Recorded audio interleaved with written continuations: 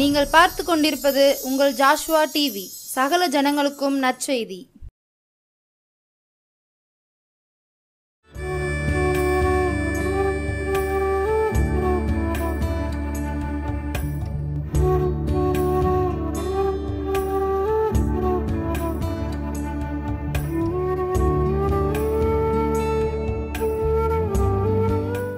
இயேசு கிறிஸ்துவின் நாமத்தினாலே தேவ அன்பின் நற்செய்தி ஊழியத்தின் மூலமாக நான் உங்களோடு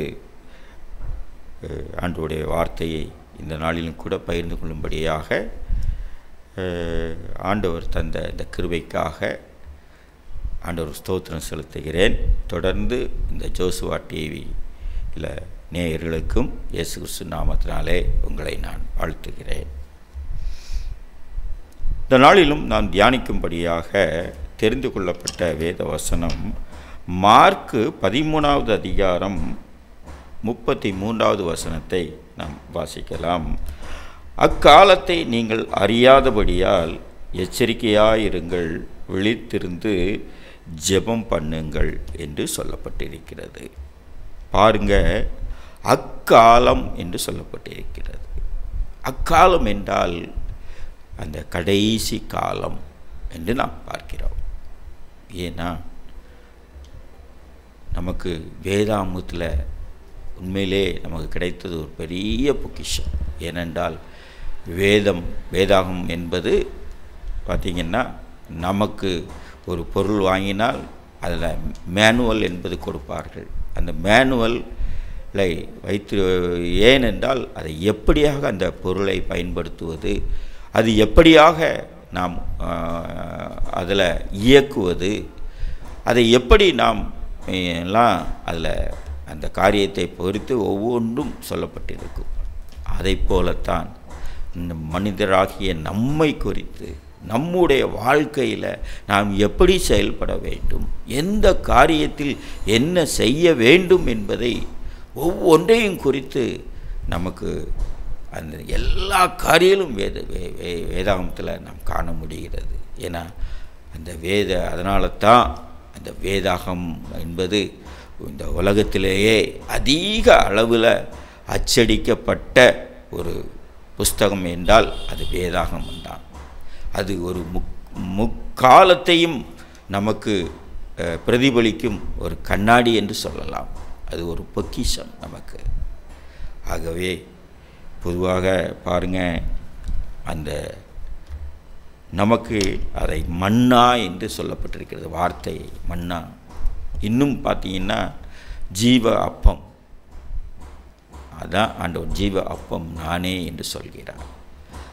அது பார்த்திங்கன்னா எப்படி நம்முடைய சரீரத்திற்கு ஆகாரம் எப்படி 3 வேளையும் முக்கியமோ, அதை போல் நம்ம சரீர வளர்ச்சிக்கு அது தேவைப்படுகிறது. அதை போல் நம் ஆவிக்குரிய வளர்ச்சிக்கு இந்த மன்னா என்பது நமக்கு அவசியமான ஒரு காரியம்.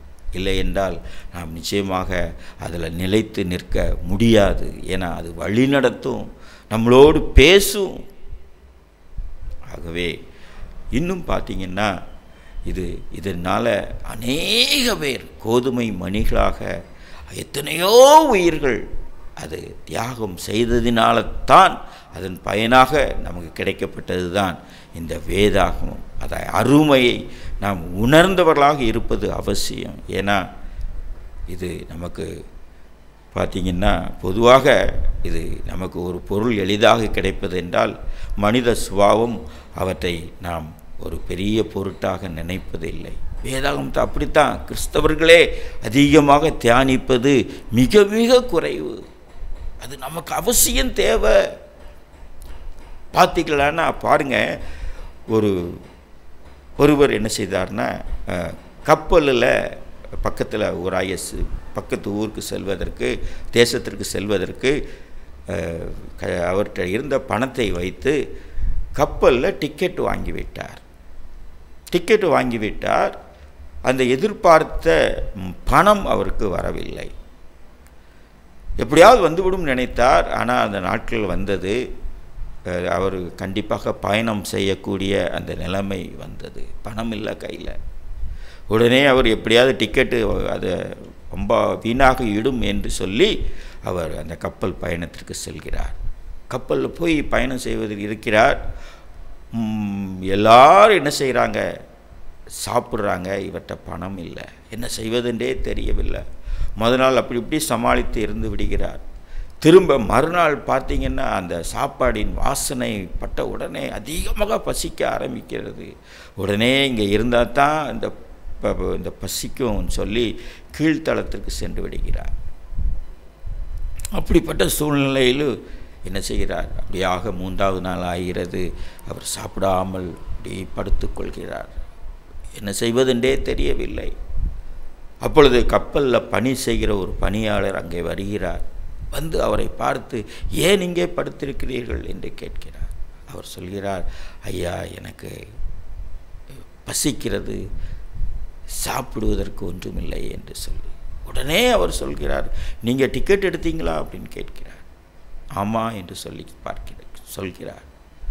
பாருங்கள், டிக்கெட் எடுத்திருக்கீங்க, பிறகு அங்கே போய் சாப்பிட வேண்டியது என்னன்னு சொல்கிறார். அதற்கு அவர் சொல்கிற பதில், ஐயா, இடத்துல பணம் இல்லையா, நான் சாப்பிட்டா பணம் கொடுக்க வேண்டுமே என்று சொல்லி அவர் கேட்கிறார். அதற்கு அவர் பதிலாக, பாருங்கங்க, நீங்கள் டிக்கெட் எடுத்துருக்கீங்க, டிக்கெட்டை கொடுங்கன்னு சொல்கிறாரு.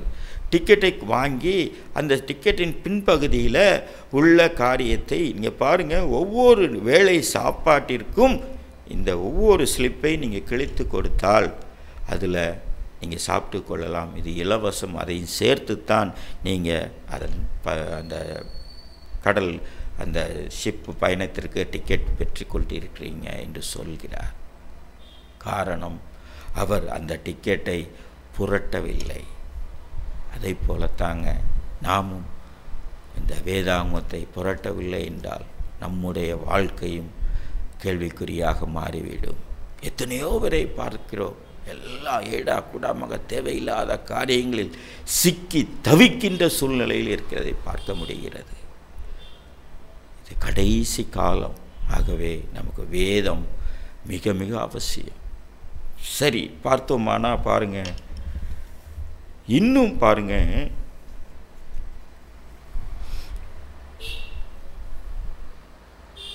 பார்த்தீங்கன்னா இந்த காலத்தில் நம்ம பொறுத்தவரையில் பாருங்க, ஒருவேளை சொல்லலாம் இது கடைசி காலம், ஆண்டவர் வரப்போகிறார் என்று சொன்னால், போங்கங்க, இது காலங்காலமாக இப்படி தான் சொல்லிட்டு வராங்க, ஆனால் ஆண்டவர் வருவது தான் இல்லையே என்று சொல்லி 2000 வருஷத்தில் வந்துடுவாங்கன்னு சொன்னாங்க, 2025 ஆகிவிட்டது, எப்பொழுது அவர் வருவார் சொல்கிறாங்க, வர காணுமே என்று சொல்கிறாங்க.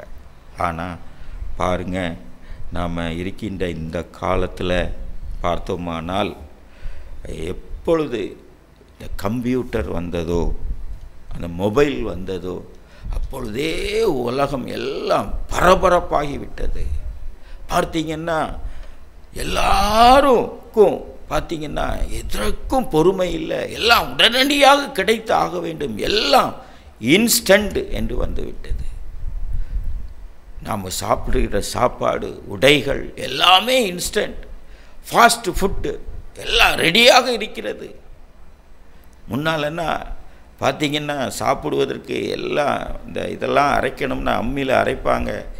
இப்போலாம் எல்லாம் ரெடிமேடாகவே அந்த மசாலா எல்லாம் கிடைக்கிறது. அதே போல் காஃபி இன்ஸ்டன்ட், எல்லாமே அப்படி தான்.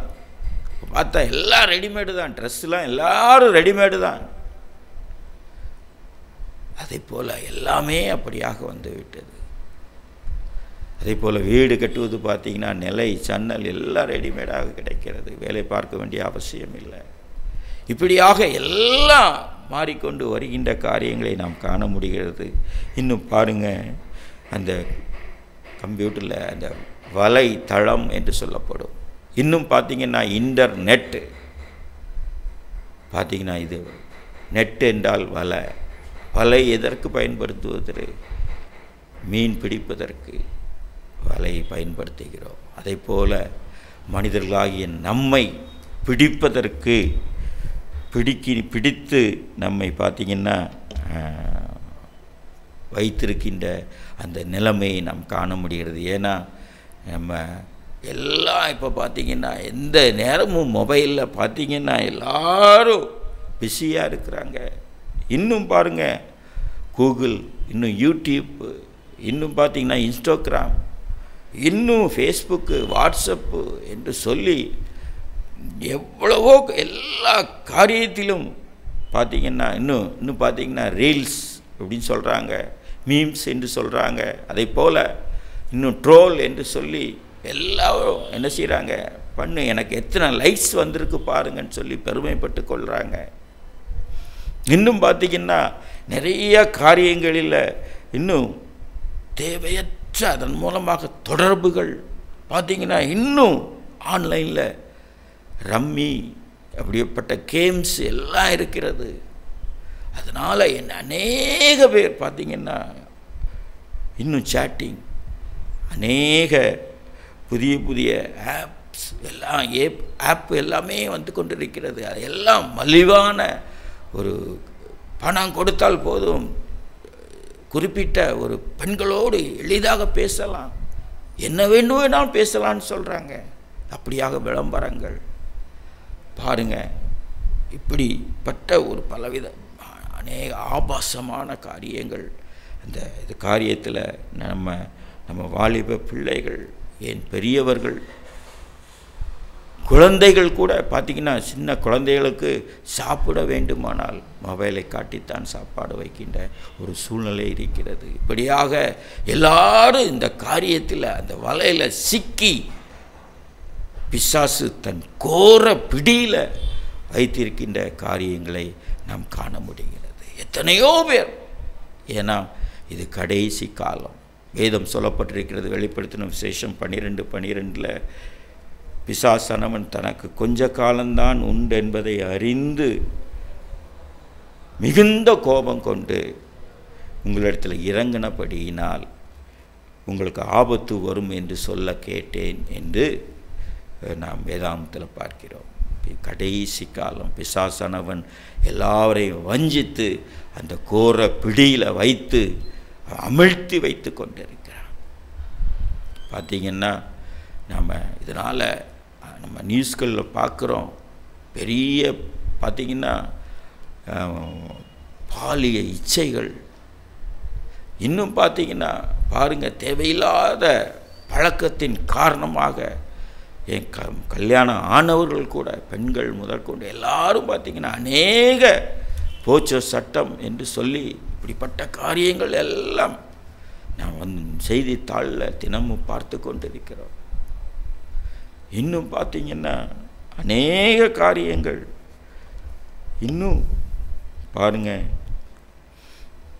அதிலிருந்து மீள முடியாதபடி தவித்து கொண்டிருப்பதை நாம் காண முடிகிறது. அதனால் இன்னும் பார்த்திங்கன்னா பாருங்கள், கம்ப்யூட்டர், இந்த மொபைலை நம்ம பிள்ளைகள் என்ன சொல்கிறாங்க, அவங்கள கண்டித்து சில காரியங்கள் சொன்னால் கண்டிக்க முடியலை. எடுத்த உடனே உங்களுக்கு கம்ப்யூட்டர் தெரியுமா, மொபைலை பற்றி தெரியுமா, நாங்களாம் 20 கிட்ஸு என்று சொல்கிறாங்க. இன்னும் பார்த்திங்கன்னா இந்த உலகமே எங்கள் பாக்கெட்டில் இருக்குதுன்னு சொல்கிறாங்க. இதையெல்லாம் உங்களுக்கு பற்றி ஒன்றுமே தெரியாது என்று சொல்லி அவர்கள் என்ன சொல்கிறாங்க, நம்ம சொல்கின்ற காரியங்களை எல்லாம் அவர்கள் ஏற்றுக்கொள்வதே இல்லை. அடுத்ததாக நம்ம பார்த்தோம் என்ன, ஏன்னா நம்ம இந்த விஷயத்தில் எல்லாம் நம்ம பிள்ளைகளோடு நம்ம அன்போடு இந்த காரியத்தை நம்ம பிள்ளைகளோடு பகிர்ந்து கொள்வது அவசியம். ஏன்னா அவர்களோடு நாம் ஒரு நண்பர்களைப் போல, ஏன்னா விசேஷமாக பெண் பிள்ளைகளை வைத்திருப்பவர்கள் தாயை எல்லாம் அவர்களை ஒரு நண்பர்களைப் போல பாவித்து அவர்களுக்கு நீங்கள் ஆண்டவரை குறித்து வசனங்களை குறித்து சொல்லி அவர்களோடு என்ன நடந்தது என்று சொல்லி தயவு செய்து அந்த காரியத்தில் பிள்ளைகளோடு நீங்கள் ஷேர் பண்ணுங்க. பிள்ளைகளோடு குடும்பமாக இருந்து ஷேர் பண்ணுங்க. ஷேர் பண்ணி எல்லாத்தையும் நான் உங்களை நண்பர்களாக அவர்களை மாற்றிக்கொள்ளுங்க. அப்படி பழகும் பொழுது தான் அவர்கள் தன்னிடத்தில் எல்லா காரியங்களையும் சொல்லுவாங்க, தவறான காரியங்களுக்கு போக மாட்டாங்க. நாம் எந்த இடத்துலனாலும் அவர்களை நீ இப்படித்தான் செய்வ, தேவையில்லாத வார்த்தைகளை சொல்லி திட்டி அவர்களை நோகடித்து பொழுது என்ன செய்கிறாங்க, அவங்க பாசத்திற்காக தேட ஆரம்பிக்கிறாங்க. தேவையற்ற தொடர்புகள் வந்து விடுகிறது. அதனால் அதான் வாலிபன் தன் வழியை எதனால் சுத்திகரிக்கிறான், தேவ வசனத்தின்படி தன்னை காத்து கொள்வதனாலே தானே என்று சொல்லி வார்த்தை சொல்லப்பட்டிருக்கிறது. இன்னும் வாலிப பிராயத்தில் உன் சிருஷ்டிகரை நினை என்று வேதவசனம் சொல்கிறது. அதனால் நாம் வாலிபர்களை, வாலிப பிள்ளைகளை நம் நண்பர்களாக பாவித்து அவங்களுக்கு புத்தி சொல்வது அவசியமாக இருக்கிறது. இன்னும் பார்த்தீங்கன்னா இன்னும் ஆதார் கார்டு, அதில் நம்ம எல்லா டீட்டெயில்ஸ், நம்மளுடைய ஆல் டீட்டெயில்ஸையும் நம்ம கொடுத்து விடுகிறோம். நம்ம கண்ணில் உள்ள கருவெளியில் உள்ள அந்த காரியங்கள், நம்ம 5 விரல்கள் உள்ள ரேகைகள், இன்னும் நம்மளை பற்றிய எல்லா பயோடேட்டாவையும் நம்ம அவற்றில் கொடுத்து விட்டோம். பார்த்தோம் என்றால் பாருங்கள், இப்போ என்ன சொல்கிறாங்க, 1 நேஷன் 1 கார்டு, இன்னும் 1 நேஷன் 1 எலெக்ஷன் என்று சொல்கிறாங்க.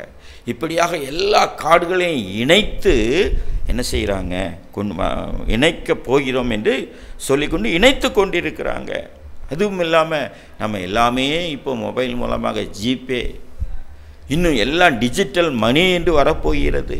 ஏன்னா அதெல்லாம் எளிது என்று சொல்லி நம்ம என்ன சொல்கிறாங்க, எல்லா காரியத்திற்கும் நம்மை சில காரியங்களில் நாம் பார்த்திங்கன்னா இதெல்லாம் இப்படிலாம் எளிதாக தானே இருக்கிறது, இதெல்லாம் ஏற்றுக்கொண்டால் என்ன என்று சொல்லி நாம் அதை ஏற்றுக்கொள்ள தொடங்கி விடுகிறோம். இன்னும் பார்த்தீங்கன்னா ஒரு முக்கியமான காரியத்தை குறித்து நான் சொல்ல விரும்புகிறேன். முன்பதாகவே, அதாவது உங்களிடத்தில் பார்த்தீங்கன்னா ஒரு கிளிப்பு காண்பிக்கப்படும் பாருங்கள். இந்த படத்தை பார்த்தோமானால் அதில் பார்த்தீங்கன்னா மன்மோகன் சிங் இருக்கிறார் பிரதமர், அதில் சோனியா காந்தி அம்மாவும் இருக்கிறார். அரசு கொடுக்கிறது ஆதாரம் என்று சொல்லப்பட்டிருக்கிறது.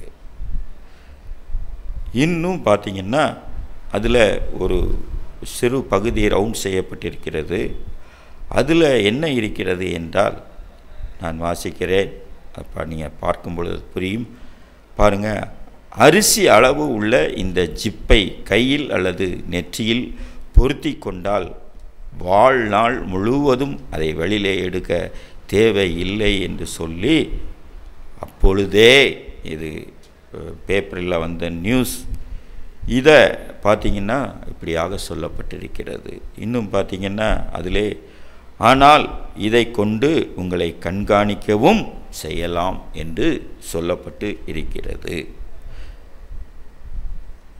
பாருங்க, நம்ம உண்மையிலேயே இந்த காரியங்கள் எல்லாம் அது என்னென்னா, அதுதான் மைக்ரோ சிப் அப்பொழுதே தயாரிக்கப்பட்டு விட்டது. மன்மோகன் சிங் பிரதமராக இருக்கும் பொழுதே நம்ம தேசத்தில் அந்த மைக்ரோ சிப் தயாராகிவிட்டது, எல்லாம் ரெடியாக இருக்கிறது. இன்னும் நம்ம பார்த்தோமானால் பாருங்கள், அதில் கைகளில் நெற்றியில் என்று சொல்லி நாமும் வேதாமத்தில் பார்க்கிறோம். அந்த இது என்ன சொல்கிறது, அதை கையிலாவது வலது கையினாவது நெற்றியிலாவது பொருத்துவார்கள் என்று சொல்லப்பட்டு இருக்கிறது. இன்னும் பார்க்கிறோம், அதற்கு கொள்வன கொடுப்பன அது இருக்கும் பொழுது தான் அதான் முத்திரை, அந்த மைக்ரோ சிப்பை தான் பொருத்துவாங்க, அதுதான் முத்திரை என்று சொல்லப்பட்டிருக்கிறது. அது பொருத்தி கொண்டால்தான் நாம் என்ன செய்ய முடியும், கொள்ளவும் முடியும், விற்கவும் முடியும். இப்போ ஆதார் கார்டு இருந்தால் தான் இப்போவே எல்லாவற்றையும் நம்மளால் வாங்கவும் விற்கவும் முடிகிறது, இப்போவே அதை நம்ம காண முடிகிறது. அதனால் வருங்காலத்தில் பார்த்திங்கன்னா அந்த மைக்ரோ சிப் வெளி நாட்டுகளில் எல்லாம் பொருத்தி விட்டார்கள். அதனால் பார்த்திங்கன்னா நமக்கும் சீக்கிரத்தில் அது வரும் என்று சொல்லப்படுகிறது. இன்னும் பார்த்திங்கன்னா இந்த கொரோனா காலத்தில் ஒரு ஷாப்பிங் காம்ப்ளெக்ஸ் இல்லைன்னா ஏதாவது பெரிய கடைகளுக்கு சென்றால் அது ஒரு சென்சார் மாதிரி கையில் ஒரு இது மாதிரி வைத்து நம்முடைய கையை காட்டுங்க இல்லை உங்கள் நெற்றியை காட்டுங்க என்று சொன்னாங்க. ஏன்னா அந்த நெற்றியில் தான் துடிப்பு அதிகமாக இருக்கும், கைகளில் அதில் தான் துடிப்பு அதிகமாக இருக்கும், அதில் அந்த டெம்பரேச்சர் வெளிப்படும். அதனால தான் அந்த டெம்பரேச்சர் பார்ப்பதற்கு அந்த வலது கை நெற்றியை காட்டுங்கள் என்று சொன்னார்கள். அதெல்லாம் இதற்கு ஒரு முன்னோட்டம். நம்ம எளிதாக எடுத்துக்கொள்ளுவோம். அன்றைக்கு அப்படித்தானே நடந்தது. பிறகு ஏன் இதை மாற்றினால் என்ன என்று சொல்லி கூட நாம் என்ன செய்யலாம், அப்படியாக ஒரு வஞ்சிக்கப்படுகின்ற ஒரு சூழ்நிலை வந்துவிடும். இன்னும் பார்த்தோம் என்றால் பாருங்கள், அதில் இன்னும் பார்த்தோம், அதை கொண்டு எல்லாவற்றையும் கண்காணிக்க முடியும் என்று சொல்லி. பொதுவாக மனிதனுக்கு ஒரு தனி உரிமை உண்டு. என்னதுன்னா, அதை தனி மனிதனின் உரிமை என்றால் அது நம்முடைய, அதாவது ஒரு பிரைவேசி என்று சொல்லுவாங்க. அப்படியாக இருப்பதை மற்றவர்கள் என்ன செய்வாங்க, பார்ப்பது, அதை ஒத்துக்கொள்ளவே மாட்டாங்க. என்னுடைய பிரைவேசிக்கு அது டிஸ்டர்பன்ஸாக இருக்குதுன்னு சொல்லுவாங்க. யாரும் நம்மை பார்த்து கொண்டே இருந்தால் நம்ம அதை அனுமதிக்கவே மாட்டோம். ஆகவே தான் பாருங்கள், ஆண்டவர் கூட பாருங்கள் ஆதாம் ஏவாளை படைத்தார்.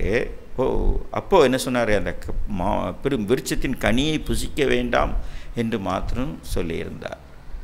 ஒருவர் என்னிடத்தில் கேட்டார், ஏங்க ஆண்டவருக்கு தான் அந்த கனியை அவங்க புசிச்சிருவாங்கன்னு ஆண்டவருக்கு முன்னே தெரியுமே, பிறகு ஏன் அந்த கனியை அங்கே வைக்க வேண்டும் என்று கேட்டார். நான் என்ன சொல்வது என்று எனக்கு தெரியவில்லை.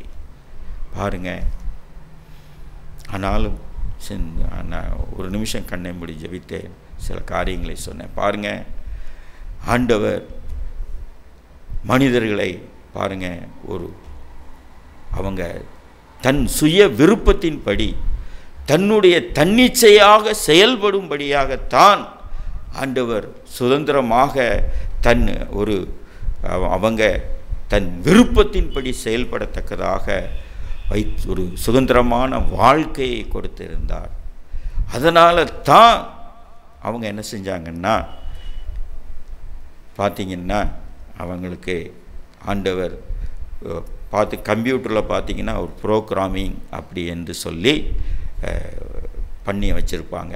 அப்படியாக ஆண்டவர் நம்மையும் ஒரு ப்ரோக்ராமிங் என்று பண்ணி வைத்திருந்தால் மனிதனை, ஆதாம் ஏவாளை, நிச்சயமாக அவர்கள் அந்த பாவத்திற்கு சென்று இருக்க மாட்டார்கள்.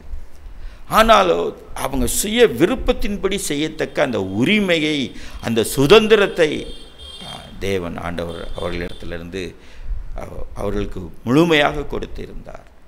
ஒருவேளை ஆண்டவர் நிச்சயமாக தெரியும் பிசாசு வஞ்சிக்கிறான் என்று சொல்லி அவர் அந்த நேரத்தில் கூட வந்து அவரிடத்துல இது நீ செய்வது தவறு என்று சொல்லி பேசியிருக்கலாம். ஆனால் அவர் வரவில்லை. சுயமாக அவங்க இருக்கட்டும், ஒரு அடிமைத்தனமான வாழ்க்கையை ஆண்டவர் கொடுக்கவில்லை. ஆண்டவர் அதை செய்த உடனே வரவில்லை. எப்பொழுதும் வழக்கம் போல பகலிலே குளிர்ச்சியான வேளையில் தான் அங்கே நம்ம வந்து கேட்கிறார். அதனால் நம்ம ஆண்டவரும் பாருங்கள், அந்த தனி சுதந்திரம், அந்த விஷயத்தில் தலையிடாதபடிக்கு என்ன செஞ்சார், அதன் பிரைவேசியாக அவங்க இருக்கட்டும் என்று சொல்லி அப்படிப்பட்ட ஒரு வாழ்க்கையை தான் கொடுத்து அவனுடைய அந்த சுதந்திரத்தில் தலையிடவே இல்லை. ஆனால் பாருங்கள், இங்கே இப்போது என்றைக்கு நம்ம மொபைலில் நம்ம அந்த போடுறோமோ, அந்த இதை வாங்கி நம்ம சிம் கார்டை வாங்கி பொருத்தும் பொழுது எல்லாவற்றுக்கும் ஓகே கொடுத்து அதை ஆன் செய்து விடுகிறோம். ஆனால் நிச்சயமாக நம்மை கவனித்து கொண்டு இருக்கிறாங்க. ஆனாலும் கூட நமக்கு எல்லாம் பார்த்திங்கன்னா, நம்ம ஏதாவது ஒரு விஷயத்தில் போய் இல்லை ஒரு இதை போய் நம்ம பார்க்கிறோமோ விருப்பப்பட்டு அதற்குரிய சார்ந்த காரியங்கள் எல்லாம் நமக்கு ஆட்டோமேட்டிக்காக வந்து கொண்டு இருக்கும்.